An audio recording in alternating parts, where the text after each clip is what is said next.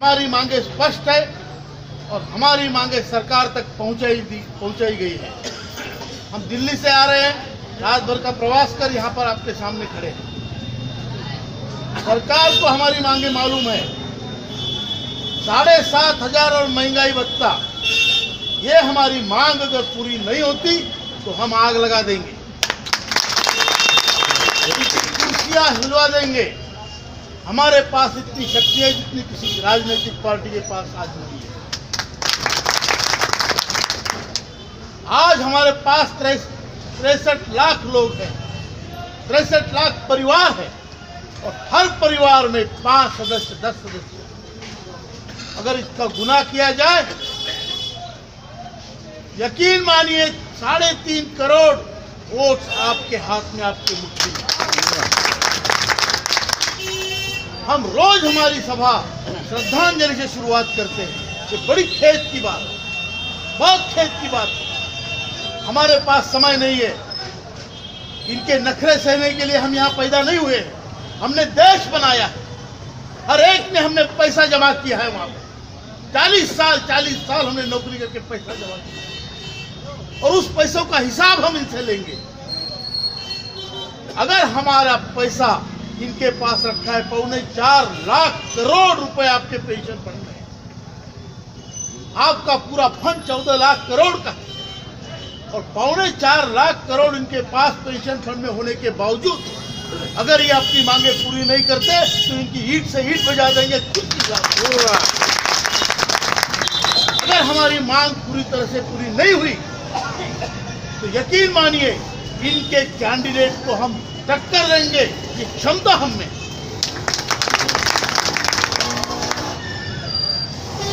हम किसी के भी खिलाफ कैंडिडेट खड़ा करेंगे तो उसको गिरा तो पक्का है।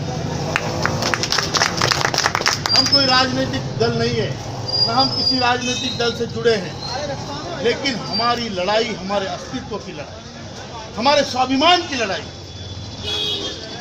हमारी भी जिंदगी एक बार है। इस एक बार की जिंदगी में आज से लेकर मरने तक हम खून के आंसू पीकर नहीं जी सकते। हम स्वाभिमान से जीना चाहते हैं। आज से लेकर मरने तक हर दिन हम स्वाभिमान से जीना चाहते हैं। ये देश हमारा है, हमारे बाप का देश। जो चंद गुंडे यहाँ पे राजनीतिक पार्टी बना के राज करते हैं, वो किसी भी पक्ष के हो, उनकी मनमानी नहीं चलेगी। आज ज्येष्ठों का भारत है और ज्येष्ठ भारत का सम्मान उसके घर में, उसके समाज में, इस व्यवस्था में होना चाहिए। जिस व्यवस्था ने हमको आज भिखारी बना दिया, उस व्यवस्था को हम बदल देंगे, बिल्कुल बदल देंगे। यही एक असली भारत है जहाँ ना धर्म है ना जात है।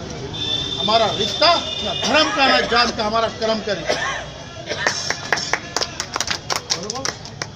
इन्होंने हिंदुस्तान बांटा है, लोगों को बांटा है, रंगों को बांटा है, भगवानों को बांटा है।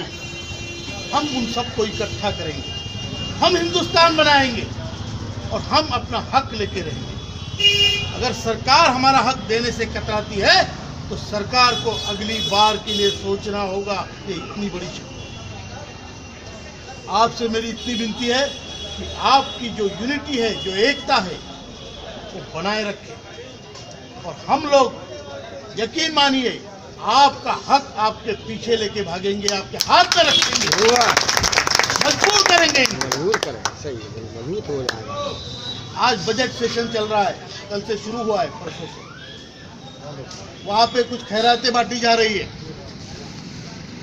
हमें भी कोई अगर खैरात में 3,000 या 2,000 रुपए देगा, भुगता देंगे, लेंगे, लेकिन लेंगे और फिर लड़ेंगे। 7,500 और महंगाई भत्ता लेके रहेंगे। जितने ज्येष्ठ नागरिक हैं हमारे, उनको स्वास्थ्य सुविधाएं मिलनी ही चाहिए। जो लोग ईपीएस में लिए नहीं गए लेकिन उस संस्थाओं में काम किया है, उनको ईपीएस के पेंशन का हकदार भी हम बनाना चाहते हैं। उनसे आप रकम वसूल कीजिए जो रकम उन पे बनती है और उनको एरियर्स दीजिए जो उनका एरियर्स बनता है। दोनों का हिसाब कीजिए और छोटी रकम जो बनती है ले लीजिए, लेकिन उन्हें भी जीने का और पेंशन पाने का हक। ये मांगे हमने सरकार के पास रखी है। और सरकार को मालूम है कि हमारी ताकत जो है सत्य की ताकत है। हमारी ताकत ऐसी वैसी ताकत नहीं, कोई राजनीतिक जुगाड़ नहीं है, ये जुगाड़ू ताकत नहीं है।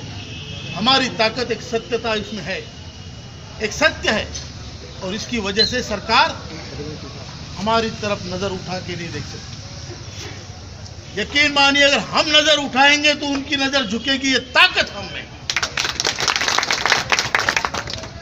मैं इतना ही कहूंगा, आपका मुझे अभिमान है।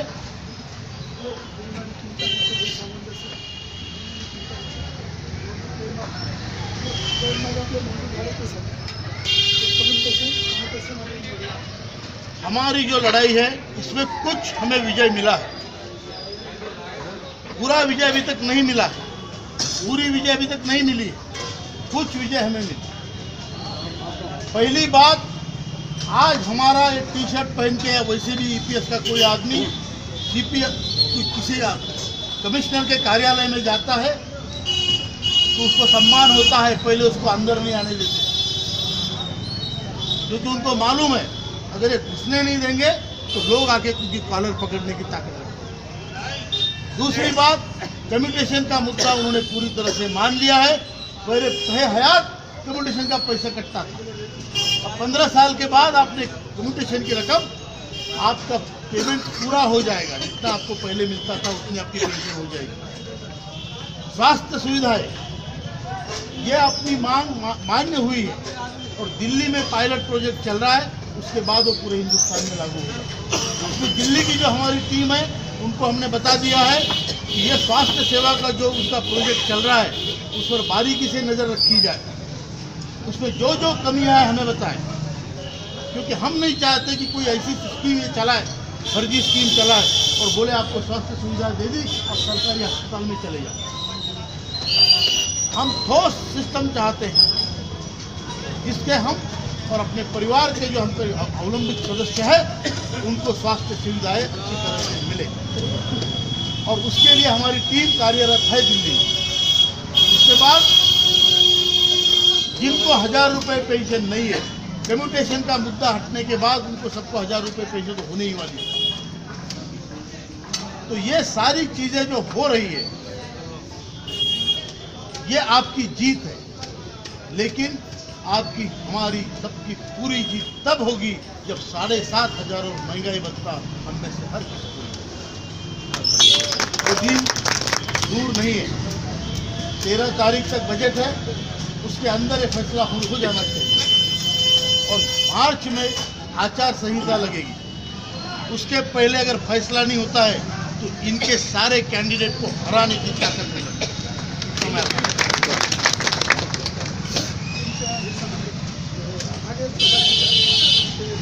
मुझे एक बात और मैं आपसे स्पष्ट करना चाहता हूँ, राजावत साहब ने भी मुझे कहा है, मुझे याद आया।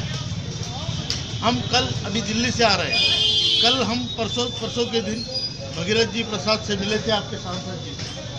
हम उनसे इसलिए मिले, इसलिए नहीं कि वो आपके सांसद हैं, इसलिए मिले कि वो एक IAS अधिकारी रह चुके हैं। उनको ये जो बदमाश अधिकारी है उनकी चाबियां मालूम है कहाँ रखी है, और वो एक पॉलिटिशियन भी। इस हिसाब से हम उनसे मिले थे, और उनको हमने कहा कि आपके कहने पे हमने अनशन तोड़ा है, दिल्ली का जो हमने आमरण अनशन आत्मदाह था आपके कहने पे तोड़ा है, क्योंकि आपको मंत्री जी ने भेजा था। अब मंत्री जी से भी मिले, भागीरथ जी प्रसाद ने कहा कि उन्होंने 20 सांसदों की एक टीम बना रहे हैं। हमने भी हमारे सांसदों को बोल के उनके साथ जोड़ दिया। ये 20 सांसद मोदी जी को मिलने वाले हैं 1-2 दिन में, और उनको अपनी पीड़ा बताने वाले हैं, और ये बताने वाले हैं कि आप कुछ करो नहीं तो हम तो गए काम से। मोदी जी आप कुछ करो नहीं तो आपके सांसद हारने वाले हैं, ये स्पष्टता है उनको बोलने वाले। अभी आज से लेकर 13 तारीख तक जहाँ जहाँ आंदोलन हुए नहीं है वहाँ आंदोलन होने चाहिए, और हम एक पत्र बना रहे हैं जो आपको सभी MPs को देना है। उसमें हम स्पष्ट लिख रहे हैं कि अगर इस बजट सेशन में हमारा काम नहीं हुआ तो आपको हराने की जिम्मेदारी ये संगठन लेगी। देश के हर MP को ये पत्र जाएगा, हर सांसद। इसके अलावा हम कई मंत्रियों से मिले। पीयूष जी गोयल जो आज अर्थसंकल्प प्रस्तुत कर रहे हैं जेटली जी के अभाव में, उनको हम मिले हैं, उनको निवेदन दिया है, उनको निवेदन मिला है, उनको विषय मालूम है। उसके अलावा जुएल ओराम नाम के एक मंत्री है, उनसे भी हम मिले।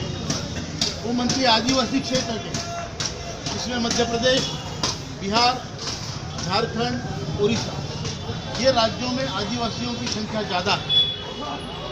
इसलिए वो उनका कहना यह है कि जो आदिवासी लोग हैं उनको ईपीएस की अगर पेंशन मिलती है तो बाकी आदिवासी की सुविधा नहीं। इसलिए वो मुद्दा अपनी तरफ से मोदी जी के पास प्रयत्न जारी है। आपको न्याय मिलेगा और आपको न्याय जब तक मिलता नहीं तब तक हम दम रुकने वाले नहीं। दो नारे लगाएंगे, जो पेंशनर्स का काम करेगा वही देश में राज करेगा।